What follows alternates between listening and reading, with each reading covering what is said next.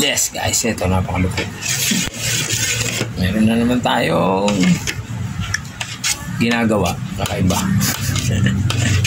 Ito yung simpleng negosyo ni Kuya Brian, pag-arrest ni Kuya Brian. Actually si Mami Jenny gumagawa rin ito. Kaso busy siya kanina. Siyempre, Sunday ngayon. Prepare niya yung mga uniform ng mga bulilit, di ba? Kailangan maubos ang labahin. Yan. Kaya ngayon naman, kuha tayo ng ice candy. Ito yung ice candy ko na sobrang sarap. Diba? Ice candy na sobrang sarap. Yan.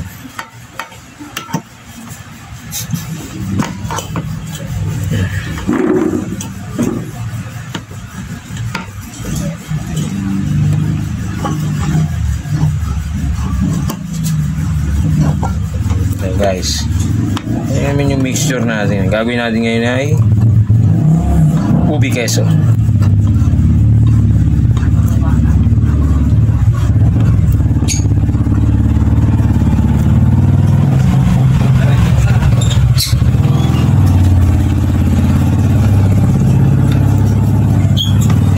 Medyo yumayanig yung ano natin, lamesa.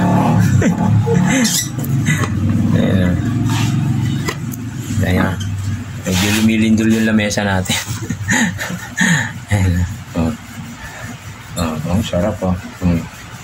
Hindi basta to, hindi basta sangkap lang na ice candy oh. Yan naman, may creme densada pa yan oh.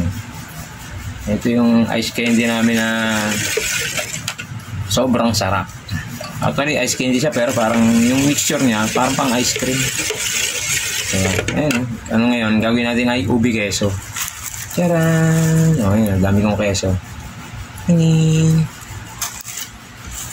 Tapos, kuha tayo ng pang-ube. Ube, bebe. Simutin nyo yan.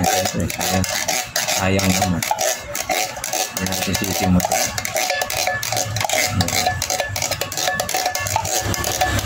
Actually, kahit maulan siya, mabenta pa rin. Masarap kasi. Legit, sobra. Masarap siya. Diba? Nga lang talagang medyo pricey pero ang galing kasi kayang bili ng mga bata. Ice candy namin is 10 pesos 10 piso. Diba?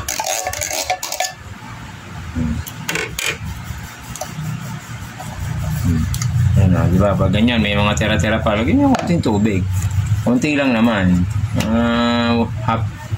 ilang mga 2 kutsara lang na tubig.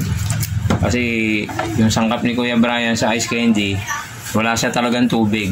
Hindi namin talaga siya nilalagyan ng tubig. Ayun, oh.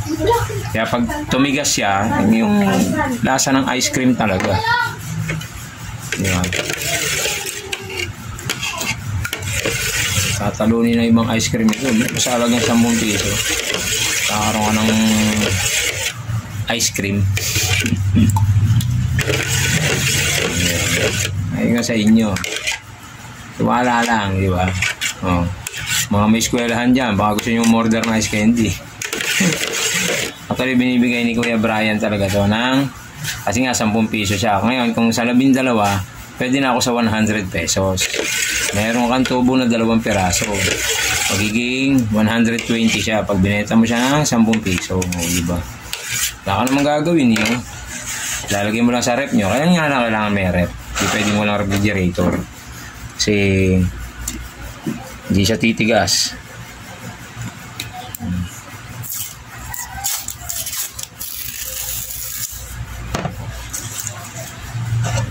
Ano yung ube?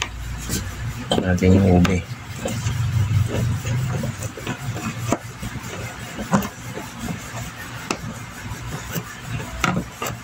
Mga ubi lover dyan, may keso, yan.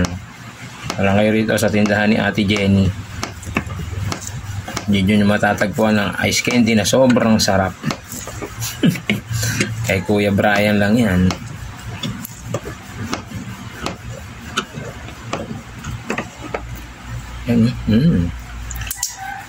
Ubing-ubi yan, baby. Ube, baby. Walang tubig talaga yan. Puro gatas kasi. Ubi yan, guys.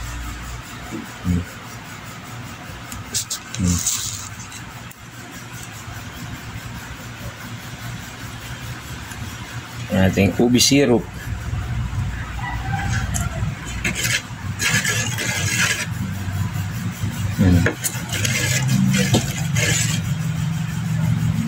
Dahil sa tanghali talaga gumagawa na si Kuya Brian. Ano tayong gagawin? Ano tayong project? Yan. Ano tayong kukot-kutin sa bahay? Wala na tayong lilinisin. Pwede namang konti-konti talaga magnegosyo. Nahuhulog lang sa lamesa. Actually, yung mixture nito medyo na perfect ko na. Kaya kahit hindi ko siya tikman, alam ko na kung ano yung magiging outcome nito. Actually, siguro, di ba nung unang nag-vlog ako, siguro may mga 2 months naman na to. Ice candy na to. Di ba? Kakaubos pa rin tayo. Hindi man ganun kalaki yung tubo. Di ba? Kasi nga, tingnan mo, walang tubig yan. Wala tayong niya, halong tubig. Yung gatas lang. Ebak, kondensada.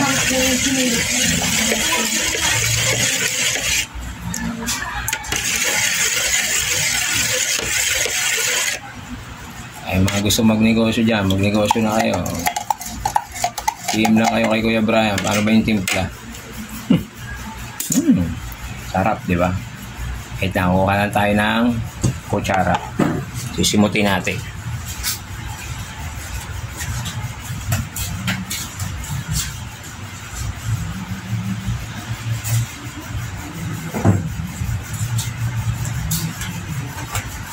Magsimot lang.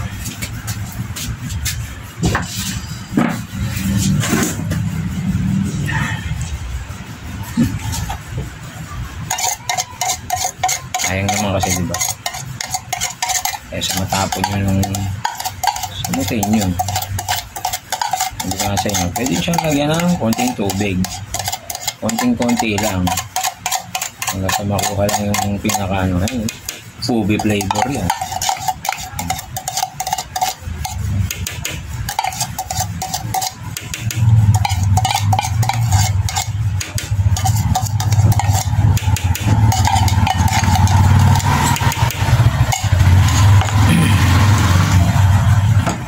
Actually, yung tubig na ginamit ko rito, ayan o. Gagamitin din natin dito. Konti lang, konting-konti lang yung tubig. Hindi nga sa inyo, halos parang gano'n lang yung tubig. Ayan. Parang ano lang siya, siguro mga 3-4 na kutsarang tubig lang. Kasi, nagbibigay tigas yan eh. Basta-basta lalagyan ng tubig. Yung iba, siyempre, kagusto nilang dumami yung ice candy, lumaki yung kita, lalagyan nila ng maraming tubig, saka asukal. Mali yun. Diba? Tinitikman ko, yung nahulog lang sa sa lamesa. Sayang naman. Nutulo yung syrup. Lagyan natin ng tubig, yung lata. Paano baby? Para masimot natin.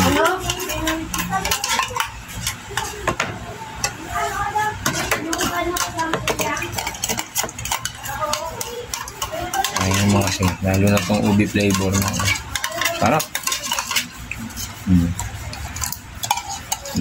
Ayun. Yun lang ang pinakatubig talaga niya. Wala nang ibang tubig, di ba?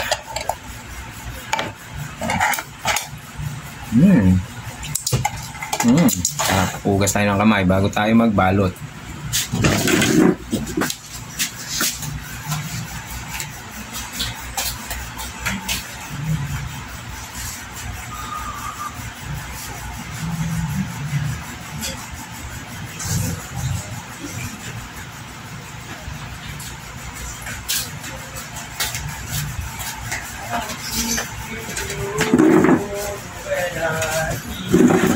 Jadi kaya natin yung sayang kamay. Kaya natin yung camera natin lumalakad. Ang gulo. Maandar. Kasi actually lamesa kasi ni Kuya Brian. Titiklop lang. Ayan. Tulog yung mga tropa natin. Tulog sila. Pakita ko lang sa inyo paano ba ginagawa yung ubi ice candy. Haluin nyo lang ng haluin nyo. Mekos nyo lang. Mekos. Habang naghahalo kayo ito, sabi mo, mauubos yan. Mabebenta yan. Yan. Sarap na eh.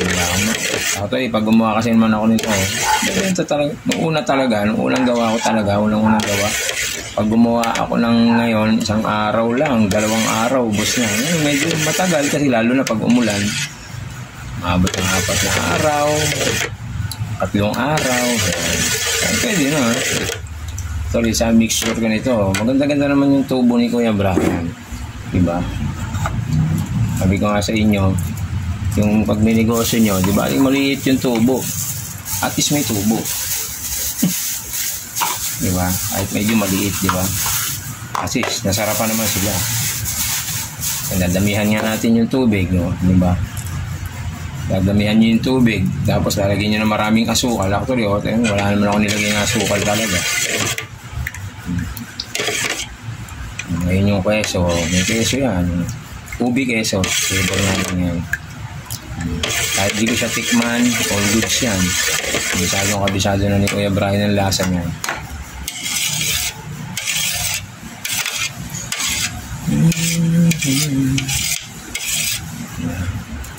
Tsaga lang, kahit pa paano, nakita naman eh. At di gano'ng kalaki.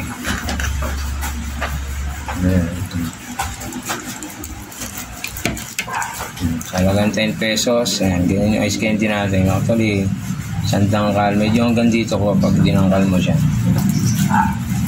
May ladle akong gamit. Actually, yung ladle ko is nakalagay dito 30 ml. 2 sandok ng 30 ml. Actually, sa preparation medyo matagal talaga siya.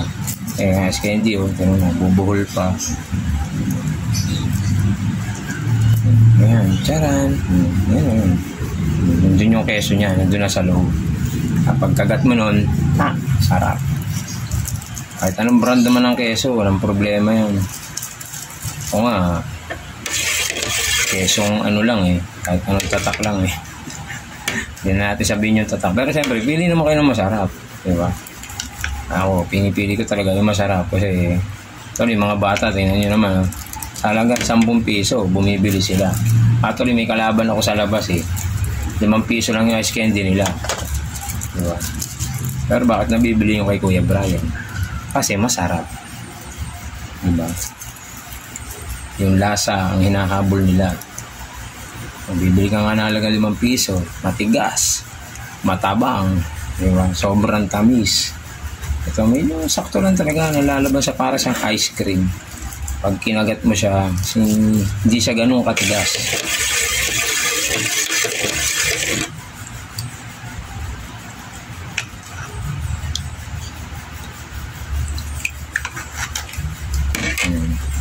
Ano guys ha, pag na lang ulit kayo sa aking next project. Actually meron akong next project talaga, meron akong gagawin pang iba na sana pumatok din, di ba? Medyo mahal nga lang yung puhunan, pero kaya naman. Nakatas ng ice candy, nakuha natin yan. Ano guys, gagawa muna ako ng ice candy. Bye bye.